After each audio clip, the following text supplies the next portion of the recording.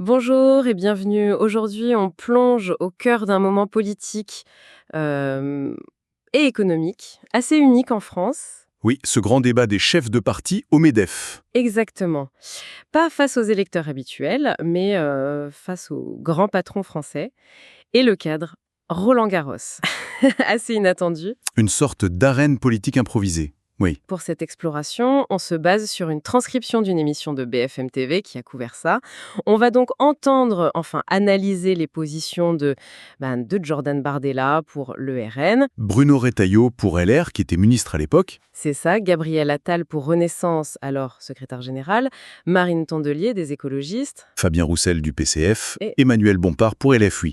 Un panel assez large. très large. Et le contexte, faut le rappeler, était tendu. On parlait de crise politique, démocratique, économique, et Bayrou, alors Premier ministre, qui posait son ultimatum. La confiance ou le chaos, lié au budget. Hmm. Notre objectif, c'est de décrypter un peu leur diagnostic et surtout, quelles solutions ils proposaient face à cette situation. Alors, allons-y, creusons un peu ça. Oui, c'est vrai que ce format est assez fascinant. Presque un grand oral présidentiel avant l'heure. C'est ça. Mais devant un public très spécifique, les chefs d'entreprise. L'ambiance devait être palpable. On va regarder les lignes de fracture, bien sûr, les propositions économiques, Oui. mais aussi peut-être ce que ça révèle des visions plus larges pour le pays, quoi. Tout à fait. Commençons par ce qui planait sur tout le débat, la crise politique, la stabilité, le fameux vote de confiance. Confiance ou chaos? Voilà. Et sur scène, deux camps. Attal, Retailleau, prêts à voter la confiance. Et les quatre autres, Bardella, Tondelier, Roussel, Bompard, qui disent non. Alors, est-ce qu'ils étaient en train de, comme le disait Bayrou, de faire couler le bateau France? C'est la première grande opposition, oui. Et les justifications sont très différentes. Prenez Bardella. Pour lui, le chaos, il vient d'où? Des alliances post-législatives? Exactement. Des accords qu'il juge contre nature. Donc pour lui, la seule solution vraiment démocratique, c'est le retour aux urnes, dissolution ou même présidentielle. Et il utilise cette image de l'entreprise en faillite, c'est ça? Oui, une métaphore assez directe pour cet auditoire. En gros, la direction actuelle n'est plus crédible, il faut changer. Et Marine Tondelier, elle répond quoi à ça? Assez vivement, il me semble. Ah oui, elle retourne complètement l'argument. Le problème, dit-elle, ce n'est pas l'absence de majorité, c'est le capitaine Macron et son équipage. C'est Macron qui a créé la crise économique avec sa dissolution, selon elle. Voilà. Elle dit même citer des patrons inquiets avec des carnets de commandes qui dévissent. C'est intéressant. Elle essaie de faire le lien avec l'auditoire sur l'inquiétude économique. Et elle ironise sur le there is no alternative de Bayrou. Oui, façon Thatcher, en soulignant que l'inquiétude est partagée même par les chefs d'entreprise présents. C'est assez habile comme approche dans ce contexte. Et Fabien Roussel, lui, il refuse ce dilemme confiance ou chaos. Carrément. Il dit, oui, la France a des atouts, mais elle s'épuise. Les citoyens, les entreprises, tout le monde est fatigué. Donc le vrai sujet, ce n'est pas le vote de confiance. Non, pour lui, c'est de changer de politique cap, sortir des dogmes, retrouver un État stratège. L'urgence, c'est le contenu de la politique, pas la procédure. Il déplace le débat, en quelque sorte. C'est ça. Voter pour ou contre la confiance, c'est juste un symptôme. Le fond du problème, c'est la politique économique et sociale. Emmanuel Bompard, il va un peu dans le même sens, mais de façon encore plus percutante. Oui, Bompard, pour LFI, il cible directement le budget Bayrou. Il le juge récessif. Hmm. Il sort les chiffres et données. Record de pauvreté, hausse des émissions de gaz à effet de serre, les faillites. Donc pour lui, refuser la confiance, ce n'est pas choisir le chaos. Au contraire. C'est empêcher le chaos en disant non à l'austérité et à ce qu'il appelle la politique de l'offre. C'est le renversement total de l'argument de Bayrou, en fait. Le chaos, ce serait de continuer comme ça. C'est logique avec la ligne LFI, mais là, c'est formulé pour contrer l'ultimatum. Et en face, on a Bruno Retailleau. Lui, il va voter la confiance, mais Mais sans plaisir, dit-il. C'est pour éviter le pire. le pire étant... Le chaos et la gauche mélenchonisée. C'est un soutien par défaut, quoi. Il admet que le système est au bout, le traite même de socialiste en citant Reagan. Référence intéressante devant le MEDEF. Ah oui, mais les ruptures franches, elles, attendront 2027. C'est une posture d'attente. On soutient pour éviter pire, mais on promet le grand changement pour plus tard. Reagan, c'est pour rassurer sur le fond libéral, malgré le soutien pragmatique. Et Gabriel Attal, lui, il représente la majorité. Quelle est sa ligne? L'urgence. L'urgence très concrète. Il faut un budget avant le 31 décembre. C'est vital pour la visibilité des entreprises. Et faire tomber le gouvernement compliquerait tout. Évidemment. Donc il appelle au travail en commun, même sur un budget qui ne serait pas parfait, tout en concédant, lui aussi, que le modèle de 1945 est dépassé, qu'il faudra une rupture, mais plus tard.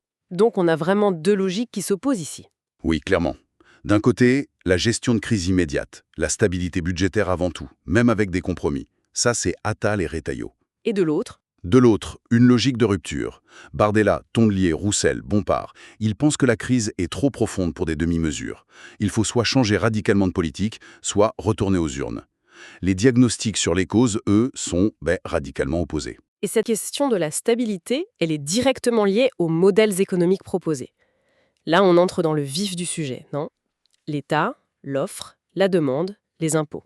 Ah oui, là c'est le cœur du réacteur idéologique. On retrouve les grands clivages, mais avec des propositions parfois très spécifiques à la crise actuelle. Alors commençons par ceux qui veulent vraiment changer la logique. Bompard, par exemple. Il rejette la politique de l'offre. Sans détour, oui. Pour lui, cette idée d'aider d'abord les entreprises, ça mène à dans le mur. Et il propose quoi à la place? Une relance par la demande.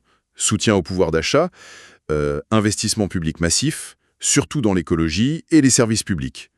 Il critique aussi le CIC, le crédit d'impôt, qu'il juge inefficace. Il demande de la planification.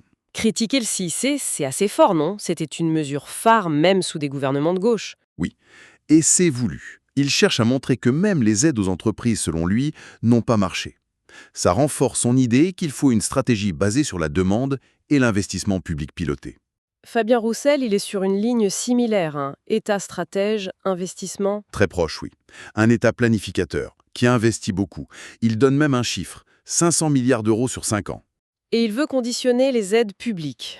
Absolument. Il parle de 211 milliards d'aides par an selon une enquête et il veut les lier à des critères stricts, relocalisation, sociale, climat, en ciblant plus les PME. Et pour la demande, il propose quoi concrètement? Indexer les salaires sur l'inflation et augmenter le SMIC, pour relancer la consommation. L'indexation des salaires, ça marque une rupture avec les dernières décennies. C'est une mesure forte, oui. Roussel insiste beaucoup sur cet État qui non seulement dépense, mais qui oriente l'économie de façon très volontariste. À l'autre bout du spectre, on a Retailleau. Son diagnostic est Sévère. sans appel.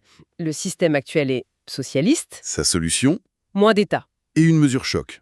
Laquelle? Suppression totale des charges salariales et patronales au-delà de 35 heures. Le seuil zéro charge. Pour inciter à travailler plus? C'est l'idée. Et il ajoute le gel du remplacement des fonctionnaires qui partent à la retraite, sauf pour le régalien, et un compte social unique. Pour plafonner les aides sociales. Voilà, plafonner les aides et remettre au travail. C'est une vision très libérale, où la richesse vient de la libération des contraintes sur les entreprises et le travail. Très axée sur l'offre. Et Jordan Bardella, il se situe où dans tout ça?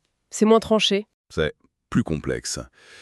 Il dit qu'il faut réduire la dépense publique, oui, mais que ça ne suffit pas. Il faut de la croissance. Et comment on la trouve, cette croissance? En déverrouillant, baisser les impôts de production, réduire les normes. Il parle de l'impôt de papier, 60 milliards par an, c'est énorme. Ah oui. Et puis, le patriotisme économique. Mais, et c'est là que c'est intéressant, il propose aussi un outil d'intervention, un fonds souverain. Abondé par l'épargne des Français. C'est ça, pour investir dans des secteurs stratégiques, l'IA, la relocalisation. C'est typique du RN, un discours très libéral sur les impôts et les normes, pour séduire la droite et les patrons, mais avec une touche d'interventionnisme étatique. Exactement. Un mélange assez particulier. Et la majorité, représentée par Attal, il défend le bilan, j'imagine? Oui, il défend les réformes pour l'entreprise faites depuis 2017. Baisse de l'IS, flat tax, suppression de l'ISF. Pour lui, c'est ça qui a fait baisser le chômage. Il refuse le terme cadeau au patron? Il parle plutôt de compétitivité internationale. Et il insiste beaucoup sur l'Europe, l'union des marchés de capitaux et sur l'innovation, l'IA notamment. C'est la continuité. Il défend la politique de l'offre, en somme. Oui, celle que Bompard critique. Attal met en avant les résultats sur l'emploi et projette une image de modernité, d'ouverture, face aux autres propositions plus protectionnistes ou étatistes. Et il nous reste Marine Tondelier. Sa critique porte sur quoi, elle? Sur le deux poids, deux mesures. Il n'y a pas d'argent pour les services publics ou l'écologie, dit-elle, mais il y en a pour les aides aux entreprises. Des aides souvent non conditionnées, selon elle? Et qui profitent surtout aux grands groupes. Elle alerte aussi sur les inégalités croissantes, qui sont un frein économique et une menace sociale. Et comme Roussel et Bompard, elle demande la conditionnalité des aides financières. Oui, des critères stricts, non-délocalisation, sociale, environnementale. Son angle lie directement l'économie, la justice sociale et l'écologie.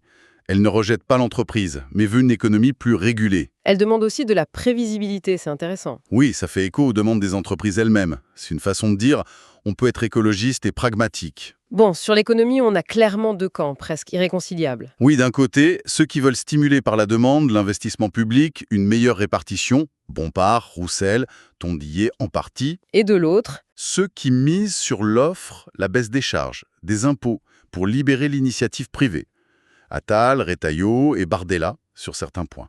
et ces divergences, on les retrouve sur les normes, l'écologie, l'Europe. C'est notre troisième grand thème et ça a l'air de crisper pas mal de monde. Ah oui, le mot norme est souvent agité comme un chiffon rouge, surtout à droite et à l'extrême droite. Bardella attaque fort le Green Deal européen, c'est ça? Bille en tête. Il le décrit comme une montagne de normes. Il cite la CSRD, le devoir de vigilance, Farm to Fork, l'interdiction du thermique en 2035. Et il accuse tout ça de pousser à la décroissance. C'est ça. Un discours anti-régulation très clair. L'Europe et l'écologie deviennent les responsables des problèmes économiques. Ça trouve un écho, c'est sûr, chez ceux qui sont exaspérés par la complexité administrative. Retailleau est sur la même longueur d'onde. Oui, trop de normes, surtout européennes. Il voudrait une Europe concentrée sur des grands projets stratégiques. Il parle d'une DARPA européenne. Oui, pour l'IA, le quantique. Une Europe puissance technologique, mais moins mercantiliste et moins obsédée par la norme. C'est cette tension classique, hein. On veut une Europe forte pour certaines choses, mais faible pour les règles. Et Bompard, face à ça, il réagit comment? Il ironise sur ce qu'il appelle l'hypocrisie de LR et du RN sur le protectionnisme. Il rappelle qu'ils ont longtemps soutenu le libre-échange.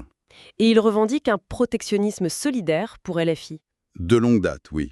Il essaie de reprendre ce thème en lui donnant une coloration de gauche. Et il critique très fort le marché européen de l'électricité, il veut des prix administrés nationalement. Marine Tondelier, elle, défend l'écologie comme une opportunité. Exactement. Peu une contrainte, mais une chance. Emploi vert, éviter les coûts futurs du climat. Elle critique les reculs du gouvernement sur l'environnement. Et elle alerte sur la Chine qui pourrait dominer les technologies vertes. Oui, si l'Europe ne bouge pas. Et elle pointe une incohérence chez certains, à droite. Comment réclamer de la prévisibilité et proposer des moratoires sur les renouvelables? C'est une pique directe. Elle essaye de montrer que la transition écologique, c'est aussi un enjeu de souveraineté industrielle. Tout à fait. C'est l'argumentaire écologiste classique. Ce n'est pas une punition, c'est un investissement. Et Attal, comment il navigue entre tout ça? L'Europe, l'écologie. Il cherche la voie médiane. Il reconnaît des excès passés de l'UE sur les normes, mais dit qu'elle reste indispensable. Et sur l'énergie? Nucléaire ou renouvelable? C'est les deux. Et le nucléaire, et les renouvelables, un mix équilibré. Et il renvoie aussi LR et RN à leurs contradictions sur les votes passés concernant les réformes pro-business. C'est la position centriste type. Oui à l'Europe, mais réformée. Oui à l'écologie, mais sans dogmatisme. C'est ça. Sur ce thème des normes et de l'Europe, on voit bien la complexité. Tout le monde critique les lourdeurs, mais les visions sur le rôle de l'Europe et la place de l'écologie sont diamétralement opposées. Problème ou solution? On arrive au dernier grand chapitre, le travail, notre modèle social et les visions d'avenir plus globales. Qu'est-ce que ça implique pour les gens concrètement? Ah, là on touche au pacte social français. Et là encore, les philosophies sont très, très différentes. Bompard se positionne en défenseur du modèle social. Oui, il veut même le renforcer, annuler les exonérations de charges pour mieux le financer. Il s'oppose à l'allongement des jours de carence maladie. Et il conteste l'idée que les chômeurs ne veulent pas travailler. Il cite des chiffres, un ratio offre-demandeur très bas selon lui. Pour LFI, la solution, c'est une politique active de création d'emplois, via la planification. C'est la défense du modèle social comme un acquis financé par tous. Roussel aussi met le travail au centre. Oui, mais avec l'idée de revalorisation. Indexation des salaires, hausse du SMIC. Pour vivre dignement et pour relancer l'économie par la consommation. C'est lié à son idée de produire français? Tout à fait. Un travail qui émancipe, qui permet de bien vivre. C'est un discours sur la valeur travail, mais avec une forte exigence de rémunération et de conditions. Ça peut parler à une base ouvrière, mais aussi à ceux qui craignent le déclassement. Changement d'ambiance avec Bardella. Ah oui, il commence par « il faut aimer ceux qui entreprennent ». Et sa recette pour augmenter les salaires nets. Réduire le train de vie de l'État. Il critique aussi l'éducation, trop de bac+5 généralistes, pas assez d'apprentissage. Et il fait le lien avec l'immigration. Systématiquement.